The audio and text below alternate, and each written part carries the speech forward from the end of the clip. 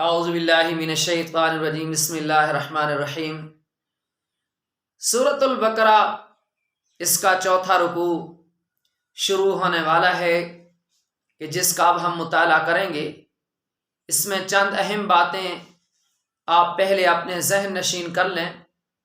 اس رکوع کے اندر اب براہ راست قرآن مجید یہود کو، بنی اسرائیلیوں کو مخاطب ہو رہے ہیں، اور اس خطاب میں دو طریقے ہیں۔ ایک تو اس رکوع نمبر 4 میں جس کا خطاب اللہ رب العزت فرما رہے ہیں، اور آگے چل کر اگلی رکوع میں بھی پھر اللہ رب العزت کا انداز خطاب، مخاطب کرنے کا انداز ہے۔ لیکن ان دو کے اندر ایک فرق ہے۔ پہلے رکوع کے اندر یعنی رکوع نمبر 4 میں جو اللہ رب العزت نے انداز اپنایا، یہ انداز ہے غور و فکر کرنے والا، یعنی آپ کس طریقے سے اپنے اندر ایک احساس پیدا کریں، غور کریں، جو آگے چل کر اس آیت کے ذیل میں عرض کروں گا۔ اور اس سے اگلے یعنی 5ویں رکوع میں وہاں جو ہے اللہ نے جو سب سے پہلے اپنا احسان جتلا کر، اے بنی اسرائیلیوں، میں نے تمہارے اوپر اتنا احسان کیا، تو تمہیں فضیلت دی جہان والوں کے اوپر، اور پھر تفصیل کے ساتھ ان کے جرم جو ہے وہ شمار کروا دیے گئے ہیں، یعنی ان کے جو جرائم تھے ان کو بیان کر دیا گیا ہے، یہ فلاں فلاں تمہاری غلطیاں ہیں۔ اس آیت کے اس رکوع میں دعوت غور و فکر ہے، یا بنی اسرائیل اذکروا نعمتی اللتی، اے بنی اسرائیلیو۔ اب یہاں ایک بات اور بھی نوٹ کر لیں، یا بنی اسرائیل، بنی اسرائیل عبرانی زبان میں اس کا جو علماء نے ترجمہ کیا ہے بنی اسرائیل، یہ حضرت یعقوب علیہ السلام کا نام ہے۔ حضرت یعقوب علیہ السلام کا دوسرا نام جو ہے وہ حضرت عبداللہ ہے۔ عبرانی زبان میں جب اس کا معنی کیا جائے گا تو وہ بنی اسرائیل کے نام سے آئے گا۔ اس لیے اللہ نے چونکہ یہود حقیقت بھی یہی ہے کہ یہ حضرت یعقوب علیہ السلام کی اولاد ہے، حضرت ابراہیم علیہ السلام کے بیٹے حضرت اسحاق کے بیٹے حضرت یعقوب علیہ السلام ہیں، پھر یعقوب کے جو بیٹے ہیں انہی میں یہ یہود کا سلسلہ چلتا ہے، یہودی انہی میں سے ہیں، اس میں تو کوئی شک نہیں ہے۔ لیکن یاد رکھیں کہ یہود اسی ایک سلسلے سے چلتے آ رہے ہیں۔ حضرت ابراہیم علیہ السلام کے دوسرے بیٹے حضرت اسماعیل علیہ السلام، جس سے اللہ نے حضرت محمد رسول اللہ صلی اللہ علیہ وسلم کو مبعوث فرمایا، ان کی اولاد میں سے۔ تو عرض کر رہا تھا، یا بنی اسرائیل، اے بنی اسرائیلیو، یاد کرو اللہ کی اس نعمت کو جو اللہ نے تمہیں دی ہے۔ انعمت علیکم واوفوا بعہدی اوف بعہدکم، پورا کرو اپنا وعدہ تاکہ اللہ تمہارے ساتھ کیا وعدہ پورا کرے۔ وہ کیا وعدہ ہے؟ وَإِيَّايَ فَاتَّقُونَ، بس اللہ سے ڈرو۔ اب وہ وعدہ کیا ہے جس کو یہاں جتلایا جا رہا ہے؟ یہود جو کہ تورات پہ کہتے کہ ہمارا ایمان ہے، تو لہٰذا اس تورات میں اللہ نے حضرت محمد رسول اللہ صلی اللہ علیہ وسلم کا ذکر فرمایا، اور موسیٰ علیہ السلام سے یہ وعدہ لیا کہ اے میرے کلیم، جب میرے نبی آخر الزمان آئیں تو اس وقت اس کے اوپر ایمان لانا۔ اب چونکہ جن کا دعویٰ یہ تھا کہ ہم تورات پہ ایمان رکھتے ہیں، تو تورات میں اللہ نے جو امور پیش فرمائے، ایمان کا مطلب یہ کہ اس کے ہر حکم کو ماننا۔ گویا جب یہ دعویٰ کیا کہ ہمارا ایمان تورات پہ ہے، تو مطلب یہ کہ وہاں حضرت محمد رسول اللہ صلی اللہ علیہ وسلم کے ماننے کا جو وعدہ کیا، جو کہا اس کے اوپر ایمان لائے تو تب تورات پہ ایمان کامل بنے گا۔ یہ تو نہیں ہو سکتا نا کہ اس کے کچھ حصے پڑھ لیے، ایمان رکھا اور کچھ کو نکال دیا۔ مطلب یہ کہ کامل تورات پہ ایمان پہ مطلب یہ ہوگا کہ جہاں جہاں حضرت محمد رسول اللہ صلی اللہ علیہ وسلم کا ذکر ہوا تم نے اس پہ ایمان لائے، مانا تورات کے اوپر ایمان لا کر، تو اب جو وعدہ کیا تھا اللہ سے ایمان لا کر تورات کے اوپر کہ حضرت محمد رسول اللہ صلی اللہ علیہ وسلم کے بارے میں بھی اس وعدے کو نبھاؤ، جس پیغمبر کا تم سے وعدہ لیا گیا تھا وہ آپ کے سامنے ہے، وہ میرے پیارے محبوب صلی اللہ علیہ وسلم آپ کے سامنے ہے، لہٰذا وہ جو وعدہ آپ نے کیا تھا اب اس کو پورا کرو، نبھاؤ۔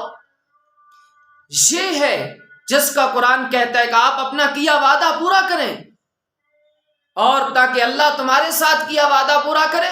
مطلب یہ کہ جب آپ اللہ کے بن کے رہو گے، جیسے اللہ نے تمہیں پہلے فضیلت دی، شان دی، پھر کہ اللہ شان انہی کو دیتا ہے کہ جو اللہ کے ہوتے ہیں، جو اللہ کے فرما بردار ہوتے ہیں، اللہ کے برگزیدہ ہوتے ہیں، اللہ شان تو انہی کو نصیب فرماتا ہے۔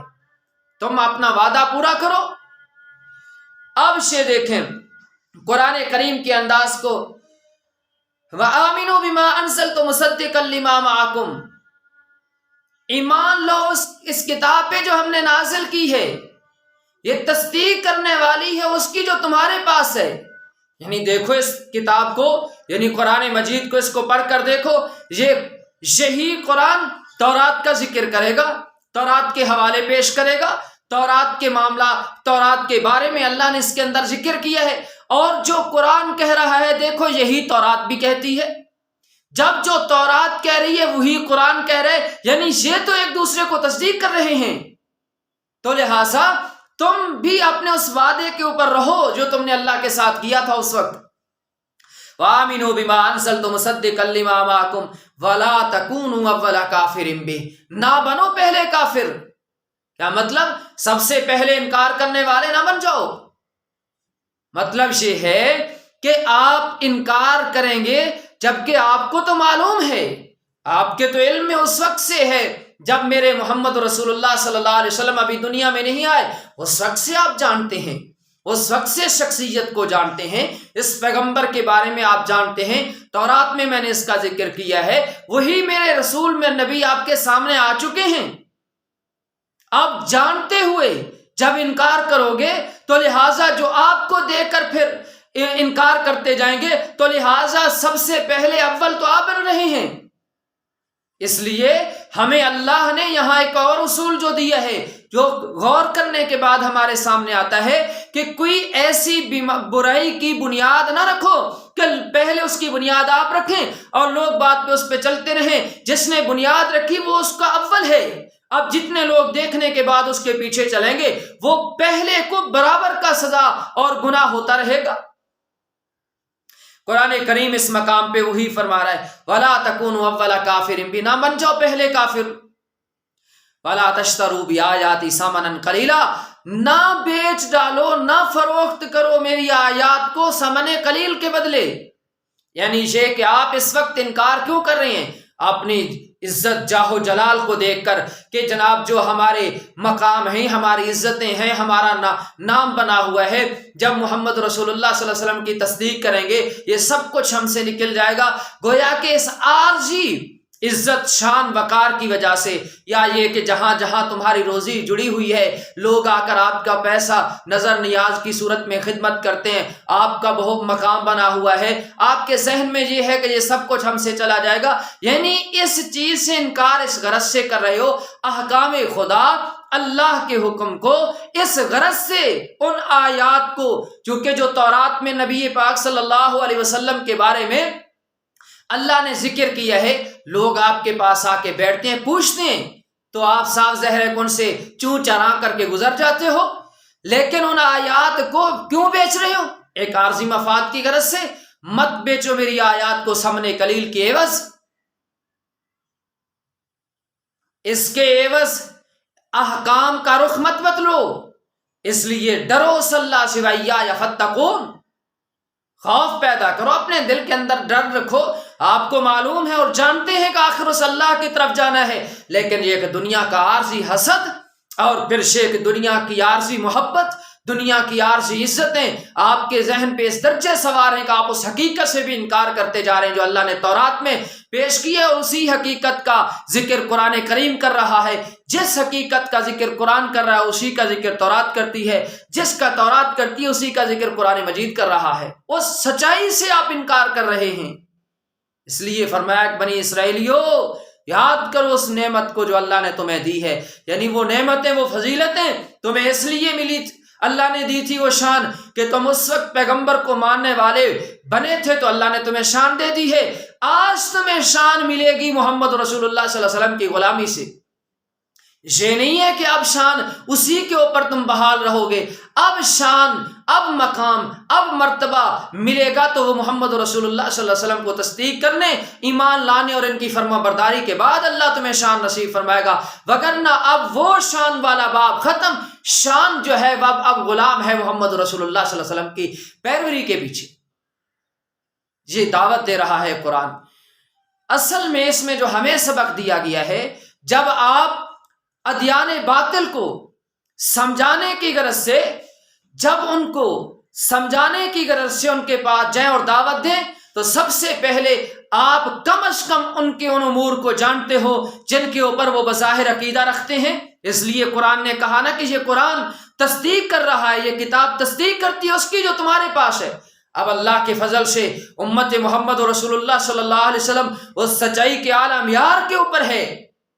قرآن کریم مقدس کتاب کے اندر اللہ نے وہ چیزیں جو ان تورات میں جا کر اہل باطل کو، یہود کو آسانی سے آپ سمجھا سکتے ہیں اور نبی پاک صلی اللہ علیہ وسلم کی نبوت اور رسالت ثابت کر سکتے ہیں، لیکن یہ اس کے لیے کوشش کی ضرورت ہے، اس کے لیے محنت کی ضرورت ہے۔ اصل میں یہ انداز ہمیں دیا گیا ہے، اہل باطل کو دعوت دینے کا طریقہ یہ ہونا چاہیے۔